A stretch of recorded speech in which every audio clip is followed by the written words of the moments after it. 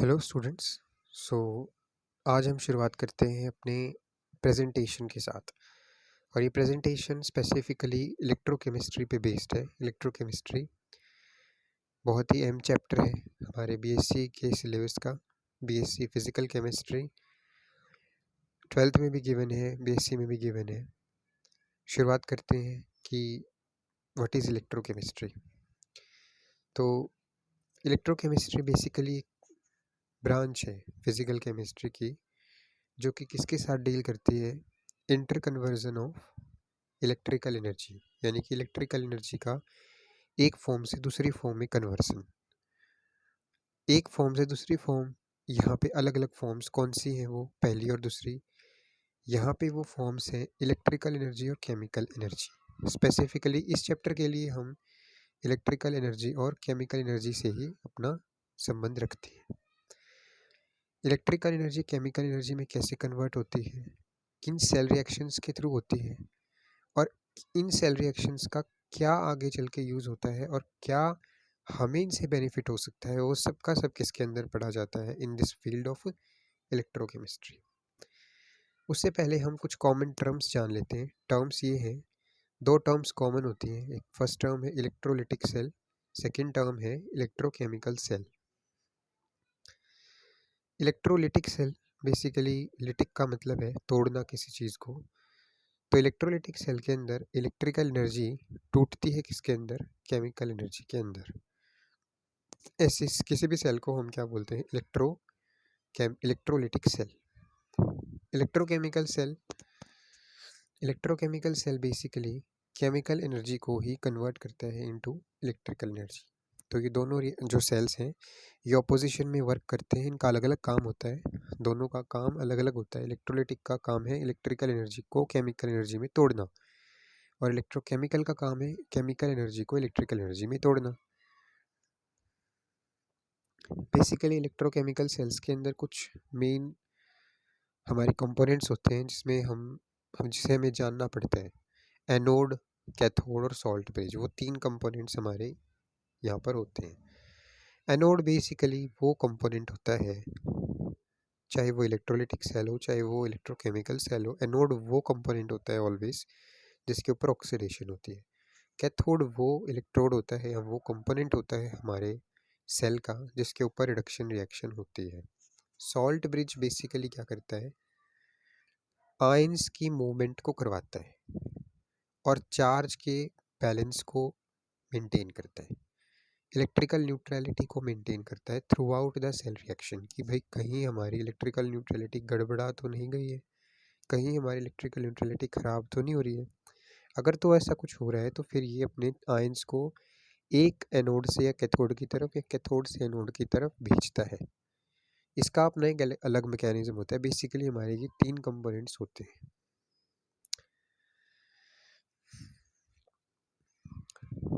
Electrode हमारा इसमें क्या होता है, इलेक्ट्रोड हमारा जनरली होता है कोई भी मेटल रोड, उसकी सॉल्ट सोल्यूशन में जब हम उसको डिप करते हैं वही हमारा एक इलेक्ट्रोड की तरह काम करता है। जैसे अगर हमें जिंक इलेक्ट्रोड बनाना है तो मुझे जिंक की रोड जिंक सल्फेट के सॉल्यूशन में डिप करनी पड़ेगी।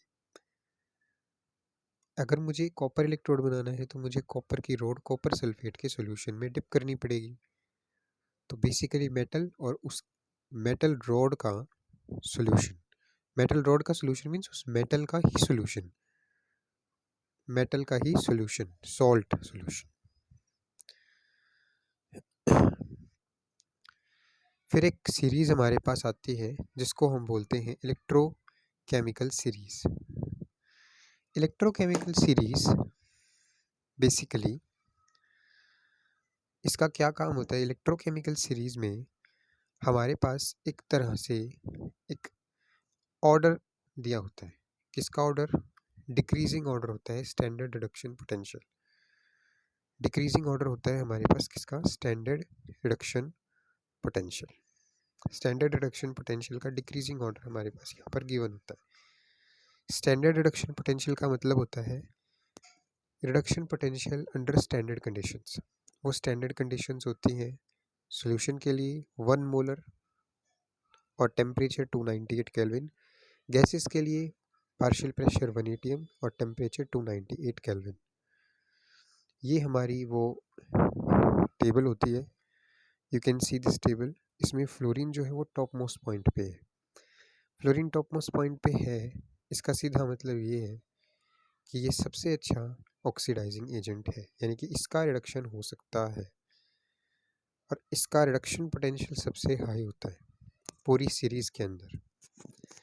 और सबसे लास्ट में आके हमारे पास मेटल्स आती हैं, और मेटल्स में भी सबसे लास्ट में आके लिथियम आता है, जिसका जो रिडक्शन पोटेंशियल होता है वो सबसे कम होता है। इसका मतलब ये है कि इसका ऑक्सीडेशन सबसे इजी होता है। तो ये सीरीज़ हमें बेसिकली टेंडेंसी बताती है कि कोई मेटल ऑक्सीडाइज होना चाहता है कि रिड्यूस होना चाहता है। फिर हमारे पास इलेक्ट्रोकेमिकल सेल होता है, जिसका सेटअप आप यहाँ पर देख सकते हैं।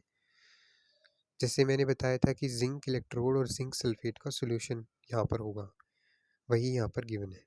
ऐसे ही मैंने बताया था कि कॉपर होगा और कॉपर सल्फेट का सोल्यूशन होगा।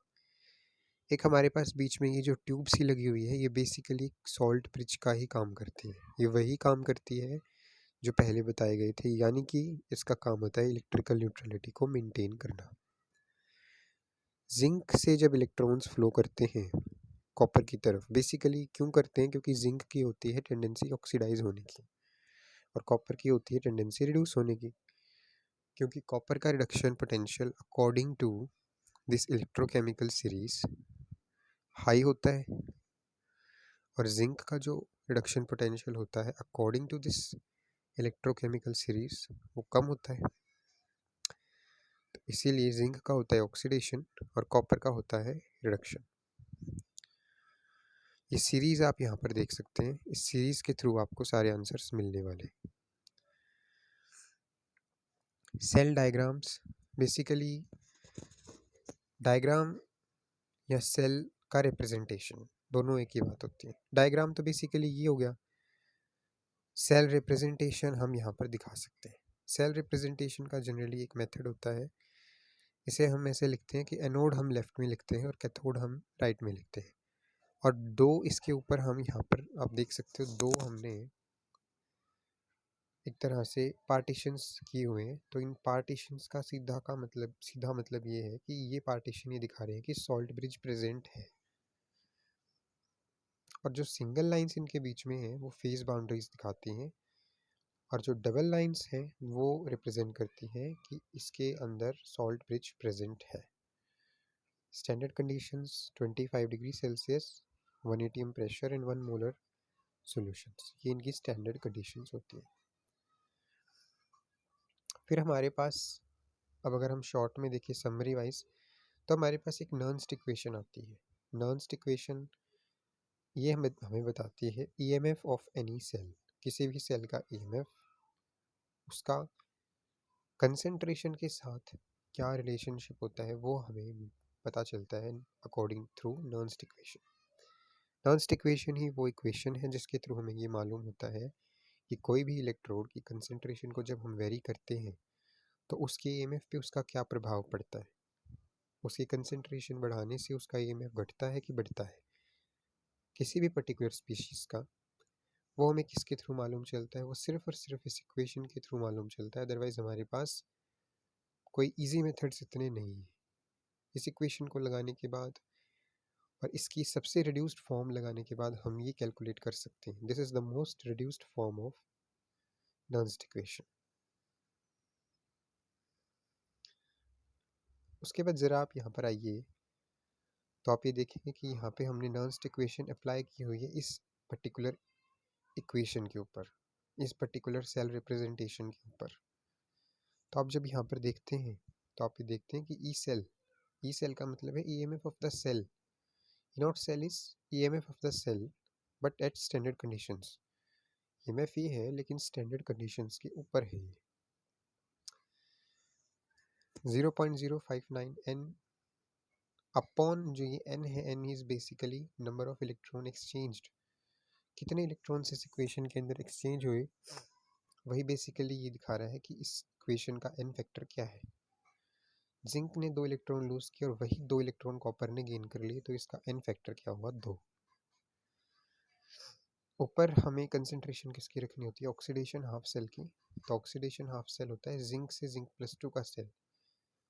अब according to this Nernst equation हमें कुछ मालूमात होनी चाहिए। हमें ये मालूम होना चाहिए कि जो एक्टिविटीज़ होती है वो एक्टिविटी सॉलिड्स की और प्योर लिक्विड्स की हमेशा क्या होती है, ज़ीरो।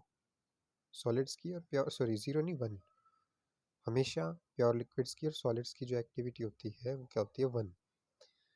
तो बेसिकली जब हमने सारी एक्टिविटीज़ वगैरह रख के इक्विलिब्रियम वगैरह लगा के एक्सप्रेशन निकाली, तो फाइनल एक्सप्रेशन हमारे पास ये बनते हैं दो। पहले ये बनता है, उसके बाद सबसे रिड्यूस्ड में ये बनता है।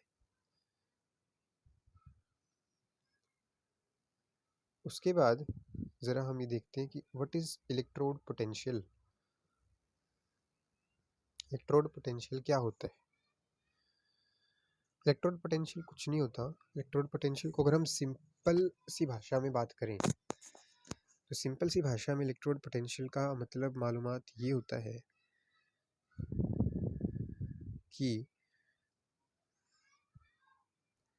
कोई भी जो इलेक्ट्रोड होता है वो पर्टिकुलरली जब अपने आयंस के कांटेक्ट में होता है सॉल्यूशन के अंदर।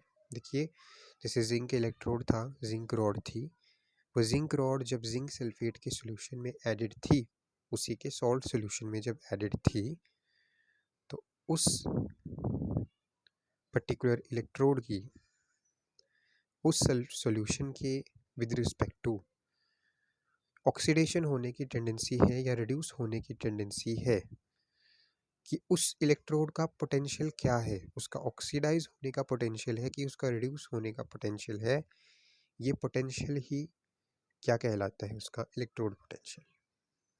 अगर तो जिंक की उसके जिंक सल्फेट सॉल्यूशन के साथ रखने के बाद ऑक्सीडेशन करने की टेंडेंसी है, यानी कि इलेक्ट्रॉन लूज करने की टेंडेंसी है, तो फिर हम जिंक के केस में क्या बताते हैं कि हम उसका ऑक्सीडेशन पोटेंशियल चेक करेंगे या ऑक्सीडेशन पोटेंशियल होता है। और अगर उसी जिंक की रिड्यूस होने की टेंडेंसी हो, जो कि नहीं होती है पर हो, तो उसको हम बोलेंगे कि उसका रिडक्शन पोटेंशियल हम बता रहे हैं। और सिंपल टर्म्स में बात करूं, तो जब किसी भी रॉड को उसके सॉल्ट सॉल्यूशन के साथ में रखा जाता है, तो उनके बीच में जो पोटेंशियल डिफरेंस एग्जिस्ट करता है, उस पोटेंशियल डिफरेंस को हम क्या बोलते हैं, इलेक्ट्रोड पोटेंशियल। जैसे मैंने जिंक रॉड को जिंक सल्फेट सॉल्यूशन के कांटेक्ट में रखा, तो जो पर्टिकुलरली पोटेंशियल डिफरेंस उनके बीच में एग्जिस्ट करा, उन दोनों के बीच में, जिंक रॉड के बीच में और उसके सॉल्ट सॉल्यूशन के बीच में, तो उसको हम क्या बोलते हैं, इलेक्ट्रोड पोटेंशियल।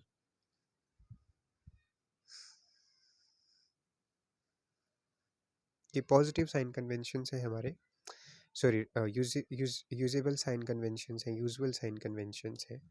कैथोड हमेशा पॉजिटिव लिया जाता है हमें इन इलेक्ट्रोकेमिकल सेल, क्योंकि इलेक्ट्रॉन्स यहाँ पर कंज्यूम होते हैं।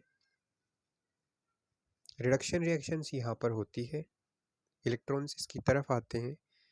एनोड हमेशा नेगेटिव साइन से ही हम डिनोट करते हैं इलेक्ट्रोकेमिकल सेल, और इलेक्ट्रॉन्स यहाँ पे लिबरेट होते हैं। ऑक्सीडेशन रिएक्शन यहाँ पे होती है, इलेक्ट्रॉन यहाँ से जाते हैं। Electrode whose potential is known or arbitrarily fixed is known as reference electrode। देखिए, एक रेफरेंस इलेक्ट्रोड होता है, रेफरेंस इलेक्ट्रोड होता है जिसकी विद रिस्पेक्ट टू हम सभी की सभी मेटल्स का या सभी की सभी स्पीशीज़ का, केमिकल स्पीशीज़ का इलेक्ट्रोड पोटेंशियल माप सकते हैं। वो उस पर्टिकुलर स्पीशीज़ क्या कहलाती है, reference species.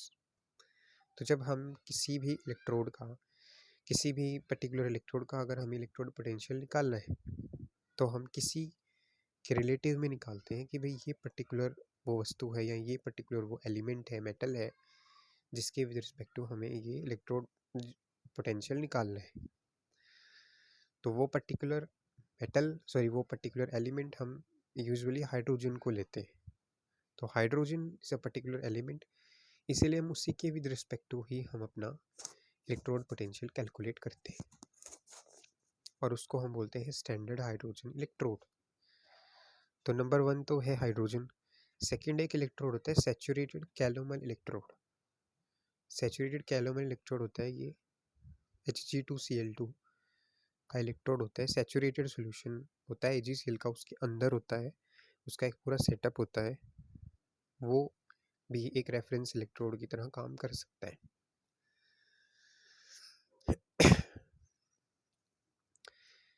Electrode whose potential is to be determined by combining with another electrode of known potential is known as indicator electrode.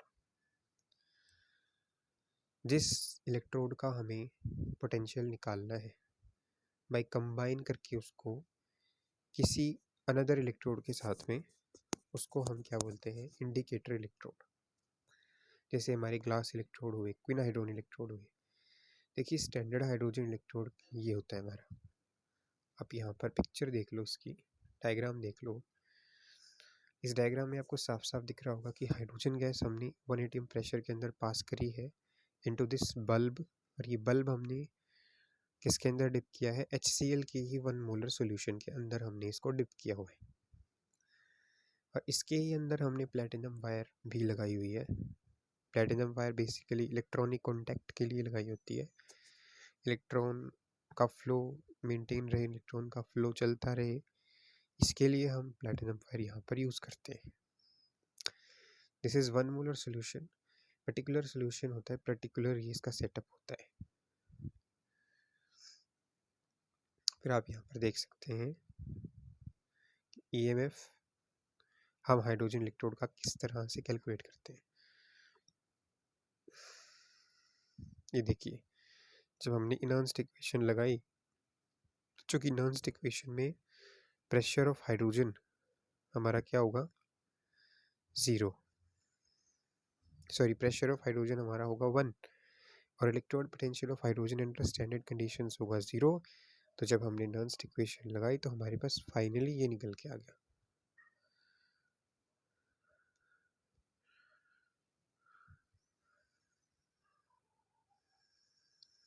अब अगर उसका रिप्रेजेंटेशन हम करें, रिप्रेजेंटेशन किया जाए, तो ये इस तरह से रिप्रेजेंट कर सकते हैं इसको।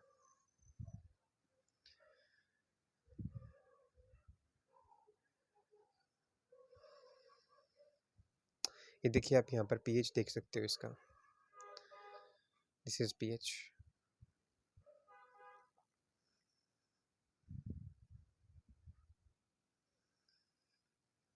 अच्छा, हाइड्रोजन इलेक्ट्रोड बेसिकली एक स्टैंडर्ड रेफरेंस इलेक्ट्रोड होता है। Hydrogen electrode primary standard reference electrode के रूप में यूज़ किया जाता है।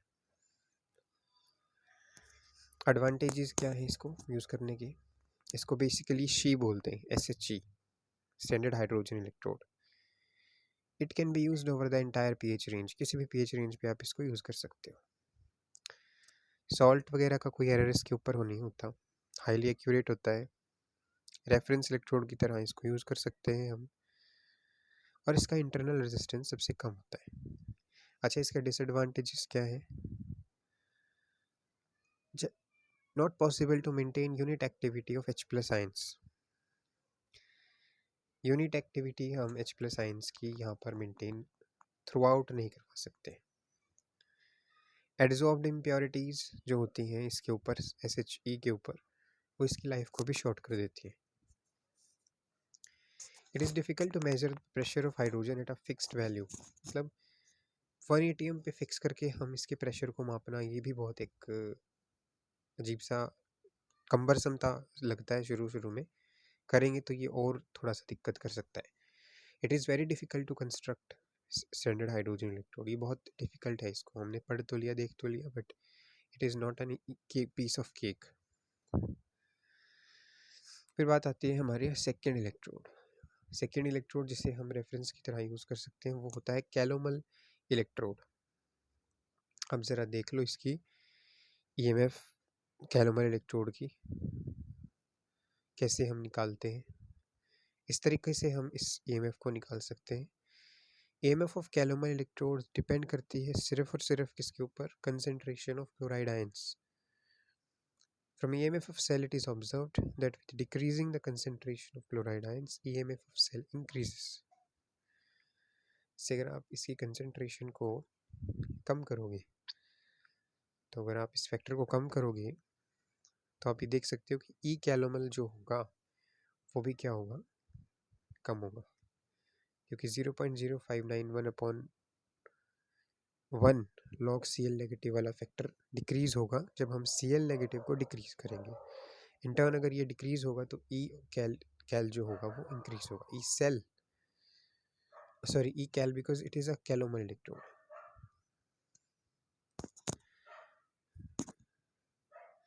इसकी रिप्रेजेंटेशन आप ज़रा देख सकते हैं। प्लैटिनम देखिए, डायग्रामेटिकली आप इसे देखेंगे तो ऐसे देखेंगे कि KCl का सॉल्यूशन फिल होता है। एक ट्यूब हम लेते हैं, बड़ी बड़ी ट्यूब लेते हैं, हम यू ट्यूब लेते हैं और उसके अंदर KCl का सॉल्यूशन फिल करते हैं, जिसके अंदर एक mercury chloride, mercurous chloride and mercury का पेस्ट हम भरते हैं।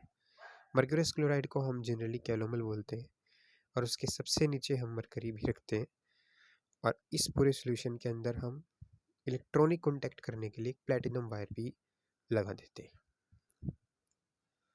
कैलोमल इलेक्ट्रोड एक सेकेंडरी रेफरेंस इलेक्ट्रोड है। फिर एक थर्ड टाइप का इलेक्ट्रोड आता है ग्लास इलेक्ट्रोड, जिसका अपना एक सेटअप होता है।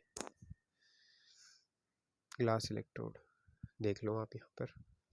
EMF जब हम इसका कैलकुलेट करेंगे तो इसकी भी एक अलग सी रिएक्शन होती है, उसको हम ऐसे कैलकुलेट कर सकते हैं। नर्न्स इक्वेशन ही लगेगी इसमें भी, और फिर फाइनली हमारे पास जो इक्वेशन आएगी वो होगी कुछ इस प्रकार की।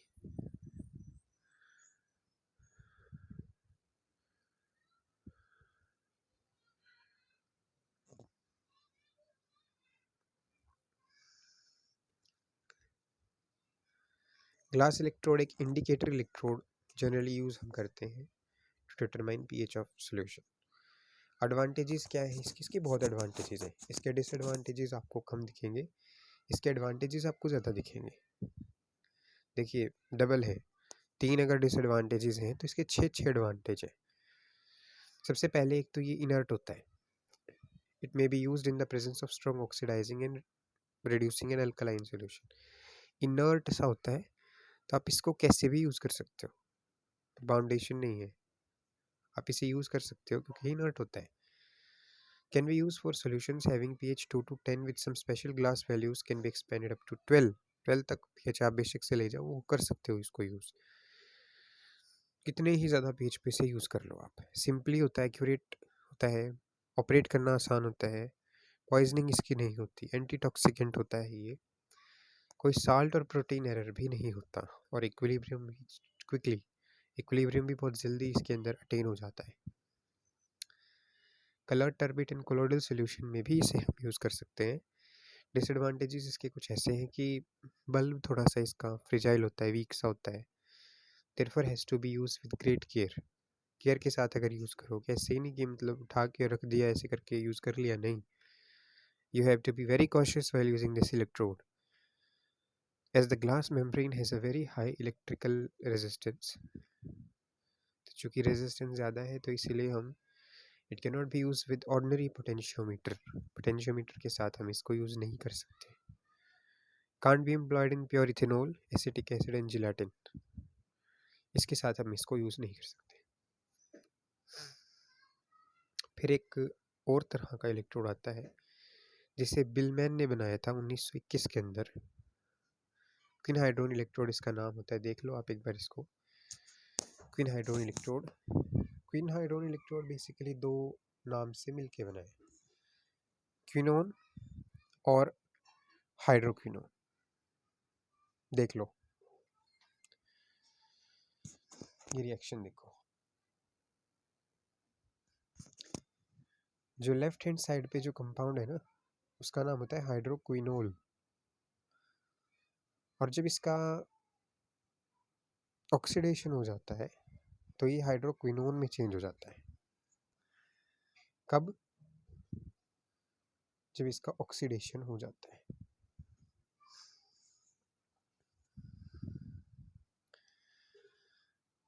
और फिर फाइनली यही किसके अंदर चेंज हो जाता है, क्विनोल के अंदर, ये होता है हाइड्रोक्विनोल। और ये इसकी सेल रिएक्शन है। अगर आप इसकी सेल रिएक्शन देख रहे हो this is the cell reaction. ये देखो नॉन्स्ट इक्वेशन लगा लगू के इसने फाइनल इक्वेशन जो है निकाल ली। ये रही वो इक्वेशन निकाली हुई।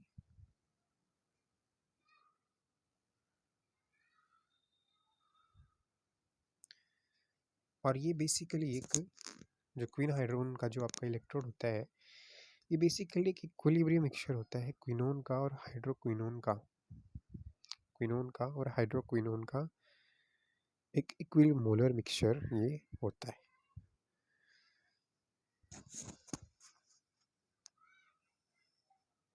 रिप्रेजेंटेशन जरा आप यहाँ पर देख लो। फिर बात आती है इलेक्ट्रोड रिएक्शन की, और फिर अंत में इसका आता है ईएमएफ,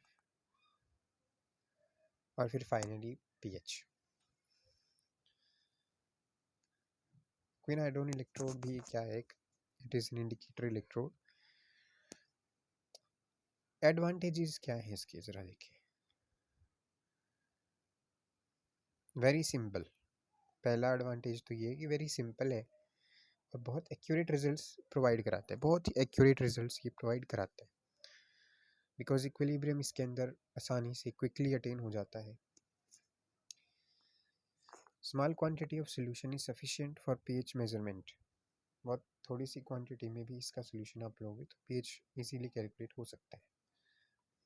एक्यूरेट रिजल्ट्स मिलते हैं even in the presence of oxidizing agents.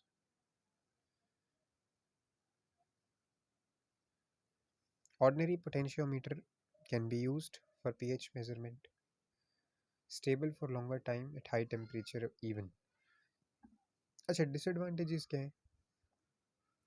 Cannot be used in alkaline solutions above pH 8. pH 8 से ज़्यादा अगर आप alkaline solution ले रहे हो तो वो यूज़ नहीं कर सकते आप इसको, बिकॉज फिर ये कोरोड होना शुरू हो जाता है। फिर इसके अंदर एक्चुअली कोरोड भी नहीं, इसके अंदर रिवर्स रिएक्शन शुरू हो जाती है। जो रिएक्शंस यहाँ पर आप देख रहे थे, देखो ये रिएक्शंस जिसमें क्विनोन हाइड्रोक्विनोन बना रहा था, एक्चुअली फिर क्या होना शुरू हो जाता है कि क्वीन हाइड्रोक्विनोन क्विनोन बनाना शुरू कर देता है, तो रिवर्स ही कुछ हो जाता है, चल जाता है इसके अंदर।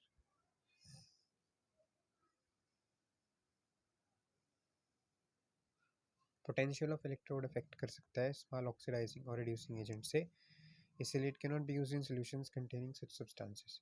तो बहुत ख्याल रखना पड़ता है कि आप कहीं कोई ऐसी, क्योंकि इनर्ट तो ये है नहीं इतना, जितना अपना पिछले वाला इलेक्ट्रोड था, जितना अपना ये वाला इलेक्ट्रोड था कैलोम वाला इलेक्ट्रोड, सॉरी ग्लास इलेक्ट्रोड, उतना तो ये इनर्ट है नहीं, तो इसलिए देखना पड़ता है। पीएच को कैसे डिटरमाइन कर सकते हैं, उसका एक प्रोसीजर होता है पूरा कंप्लीट।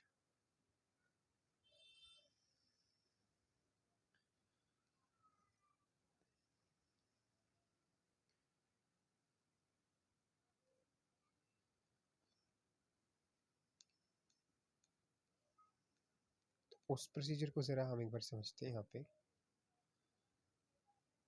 यूजिंग हाइड्रोजन इलेक्ट्रोड हम कैसे करेंगे। देखिए सबसे पहले सेल रिएक्शन लिखिए।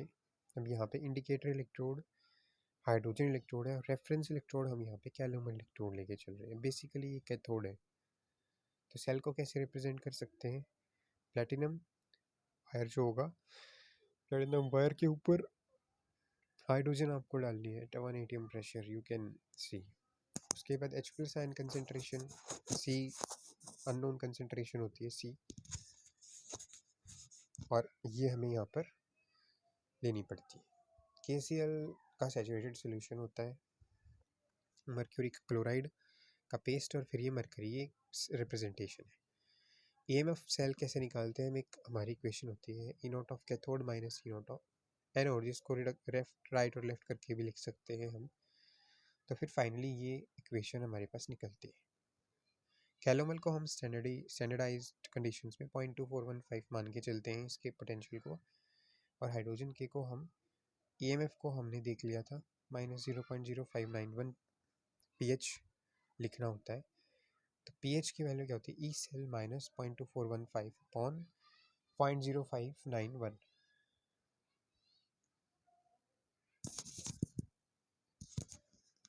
अच्छा और सुनो, सेकंड एक मेथड होता है ग्लास इलेक्ट्रोड से निकालने का, जिसमें अब इंडिकेटर इलेक्ट्रोड कैसे हुआ, ग्लास इलेक्ट्रोड। और रेफरेंस इलेक्ट्रोड कौन सा होगा? Saturated calomel electrode. सेल कैसे रिप्रेजेंट कर सकते हैं? AgCl का 0.1 मोलर सोल्यूशन होता है। अननोन का तो पीएच हमें निकालना है। ग्लास पिच में हमारा इलेक्ट्रोड का यूज़ होता है, ग्लास इलेक्ट्रोड। और सेकंड हम यहाँ पर लिखते हैं कैलोमल इलेक्ट्रोड। यहाँ पे कैलोमल इलेक्ट्रोड अब की बार अपना क्या है? Reference electrode. Oxidation half cell left side में लिखो, reduction half cell right side में लिखो।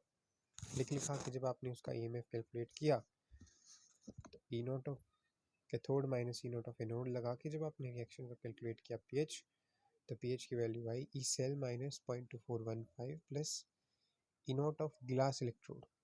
ये कुछ 0.059999 समथिंग कुछ ऐसे एक वैल्यू होती है, अपॉन में 0.0591। फिर थर्ड मेथड होता है क्विन हाइड्रोन इलेक्ट्रोड का पीएच निकालने का। इंडिकेटर इलेक्ट्रोड, ग्लास इलेक्ट्रोड ले सकते हो आप इसके अंदर। Reference electrode saturated calomel acts as anode. Cell जो होगा रिप्रेजेंट कर सकते हैं कैसे? इस तरह से कर सकते हैं, mercury mercury chloride KCl H+, then quinone और हाइड्रोक्विनोन। ये आप इस तरह से इसे कर सकते हो। देन ऑक्सीडेशन हाफ सेल, और फिर राइट साइड में होता है reduction half cell. EMF of इस सेल का EMF हम कैसे कर सकते हैं कैलकुलेट? वो ऐसे कर सकते हैं कि वही कैथोड माइनस एनोड से जाएंगे तो पीएच की value 0.4581 minus E cell upon 0.0591 निकल के लास्ट में हमारा आगे आ जाती है। अच्छा, अब एक सेकंड एक टॉपिक आता है करके हमारा कौन सा? Concentration sales.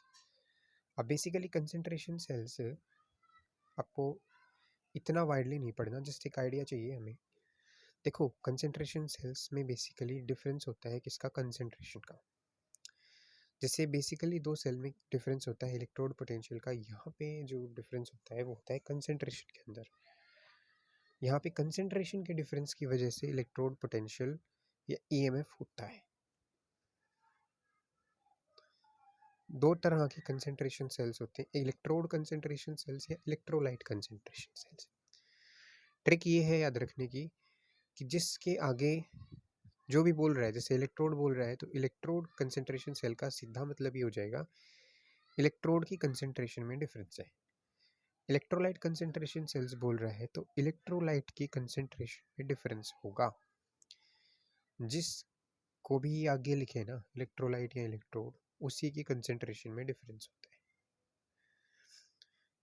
इलेक्ट्रोड होगा तो इलेक्ट्रोड की कंसंट्रेशन में डिफरेंस होगा। एक की हम कुछ एक्टिविटी लेंगे, अगर वहाँ पे हम कंसंट्रेशन यूज़ नहीं करते तो वहाँ की एक्टिविटी वहाँ पे हम यूज़ करते हैं उसका वर्ड कंसंट्रेशन की जगह। और इलेक्ट्रोलाइट कंसंट्रेशन सेल बोल रहे हैं तो इसका मतलब इलेक्ट्रोलाइट की कंसंट्रेशन में वो यूजुअली जो होता है डिफरेंस होगा। फिर उसमें फर्दर आते हैं cell without transference, with transference. देखो, कंसंट्रेशन सेल को हम ऐसे डिनोट कर सकते हैं, cell in which EMF generated as a result of difference in concentration is called an concentration cell. Zinc sulphate का एक सेल होगा C1 कंसंट्रेशन पे, जिंक सल्फेट C2 कंसंट्रेशन पे जिंक का, ये एक अलग सेल होगा। लेफ्ट हैंड साइड पे जब हमने इसको रिएक्शन को लिखा तो जिंक से जिंक +2 गया, C1 कंसंट्रेशन से 2 इलेक्ट्रॉन लूज करती है। देन जिंक +2 ने 2 इलेक्ट्रॉन गेन करके उसी जिंक +2 ने सेकेंड इलेक्ट्रोड के अंदर जिंक बना लिया। नेट सेल रिएक्शन क्या हुई कि फर्स्ट सेल से जो सेकेंड सेल से जो जिंक था वो किस में कन्वर्ट हो रहा था? जिंक फर्स्ट सेल के अंदर। नर्न्स इक्वेशन लगू के हमने फाइनली ये इक्वेशन यहाँ पर तैयार कर दी। अप्लाइंग नर्न्स इक्वेशन विदाउट ट्रांसफरेंस ये सेल है, क्योंकि बेसिक आइडिया चाहिए हमें। तो विदाउट ट्रांसफरेंस का जो ये सेल है इसकी हमारे पास वैल्यू निकल के क्या आई? नॉन इक्वेशन लगा के -0.0591/n log C1/C2। और इसी को जब रिवर्ट करोगे आप तो 0.0295 log C2/C1 ये एक अलग वैल्यू निकल के आई है. So this was all about our presentation. ये प्रेजेंटेशन थी हमारी इलेक्ट्रोकेमिस्ट्री की. इसमें हमने बेसिक आइडिया ले लिया कि इलेक्ट्रोकेमिस्ट्री बेसिकली संबंध किससे रखती है, क्या इसका रिलेशन है, किस किस फील्ड से इसका रिलेशन है. अब इसमें हमने सिर्फ बेसिक आइडिया लिया है. सो इसको ही हमें इलेबोरेट जब हम करेंगे तो ये आगे चल के और नई नई फील्ड्स को जनरेट करती है. In short this was the basic of all basic electrochemistry. So thank you so much.